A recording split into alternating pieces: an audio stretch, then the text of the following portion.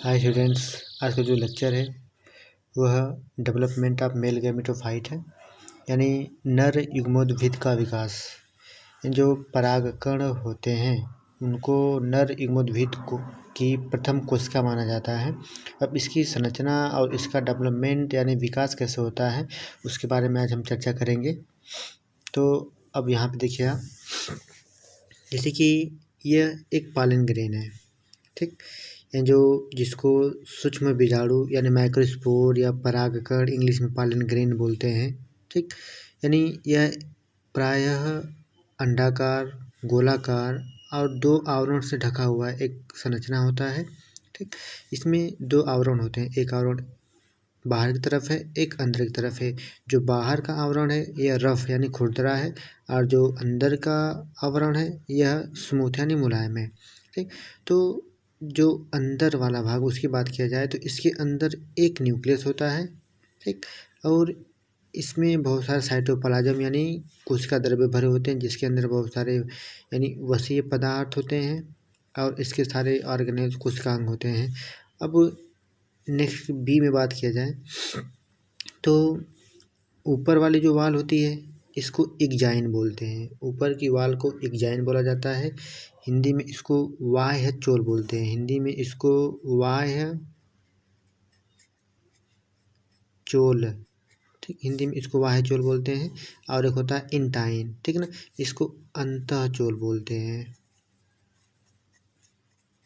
यानी इसको अंतः चोल बोलेंगे।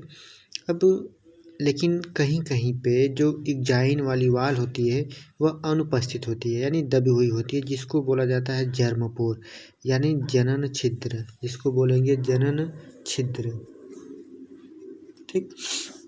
अब यहाँ पे इसमें होता है समसूत्री विभाजन होगा, यानी जो एक केंद्रक था इसमें समसूत्री विभाजन होगा, यानी समसूत्री विभाजन के बाद यहाँ पे जो एक केंद्रक था दो केंद्रक में बट जाएगा। जो केंद्रक था कोशिका द्रव्य में वह दो केंद्रक में बट गया। एक को बोलेंगे हम ट्यूब न्यूक्लियस, एक को बोलेंगे जेनरेटिव न्यूक्लियस। यानी ट्यूब न्यूक्लियस को बोला जाता है नली कोश, नली केंद्रक, ठीक, और जो जेनरेटिव है इसको जनन केंद्रक बोलते हैं, जनन केंद्रक बोलते हैं। अब अगले स्टेप में देखिए ई। अब जो जेनरेटिव न्यूक्लियस होता है वह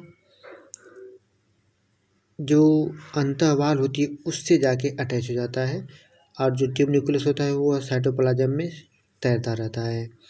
अब अगली स्टेप में देखिए, अब यहाँ पे क्या है कि जो जनरेटिव न्यूक्लियस अटैच टू वाल यानी वाल से जुड़ गया है और यह अपने आप एक तरकुलाइक संरचना बनाता है, ठीक, वाल से जुड़ के। अब अगली स्टेप में क्या होता है कि यहाँ पे जो जनरेटिव न्यूक्लियस है, अब इसमें दूसरी बार, ठीक है ना, दूसरी बार समसूत्री विभाजन होगा। यानी आपसे पूछा जाए कि जो पॉलन ग्रेन का जो डेवलपमेंट होता है उसमें कितनी बार समसूत्री विभाजन होते हैं, तो दो बार। अभी एक यहाँ पे हुआ था सी में और एक यहाँ जी में हो रहा है। तो यहाँ पे हुआ था तो दो सेल्स बनी थी, अब यहाँ पे भी होगा तो इसमें भी कितनी सेल्स बनेंगी, दो सेल। ट्यूब न्यूक्लियस में कोई डिवाइडेशन नहीं होता है, कोई विभाजन नहीं होता है। जनरेटिव में क्या होता है, विभाजन होता है। अब यहाँ पे जनरेटिव सेल विभाजित होकर एक तर्कों की तरफ ही संरचना बना लेती है, ठीक। तो आपको एक बात ध्यान देना है कि जो जनरेटिव सेल यहाँ तक का जो प्रोसेस था, यानी जो ये डी वाला प्रोसेस है, जब तक जो pollen grains to cell structure होता है तब तक यह अपने घर पे रहता है, यानी एंथर पराग कोश में होता है। जब यह टू सेल स्ट्रक्चर बन जाता है तब यहाँ से इसका परागण होता है, यानी यह जब पराग कोश फटेंगे तो यह हवा द्वारा या कीटों द्वारा क्या होता है उससे बाहर निकल के फीमेल पार्ट के स्टिग्मा पहुँच जाता है। तो ये वाला जो पार्ट है यहाँ तक का जो प्रोसेस है यह पराग कोश के अंदर हो रहा है। लेकिन उसके बाद यहाँ से क्या होता है, परागण के दौरान ये क्या होते हैं यहाँ से बाहर निकल के, यानी जो फीमेल का स्टिग्मा होता है वहाँ पहुँचते हैं। तो वहाँ के बाद यह सारे प्रोसेस फीमेल पार्ट पर होते हैं यहाँ से। अब देखिए यहाँ पे जो हमने बताया था कि जो जर्मपोर होते हैं, ठीक, वहीं से जो दबी हुई संरचना थी बाहर वाली वाल की जो जर्मपोर होते हैं वहीं से जो अंदर वाली वाल होती है, अंतःचोल जो होता है वो बाहर निकलता है, ठीक है ना। बाहर निकलने के बाद यह एक स्ट्रक्चर बना देता है जो बिल्कुल ट्यूब नुमा स्ट्रक्चर होती है, ठीक है ना। अब होता क्या है कि जो ट्यूब न्यूक्लियस है, ठीक है ना, वह इसी जो अंदर वाली वाल बाहर की तरफ आ रही है उसमें सबसे नीचे होता है, ठीक है ना।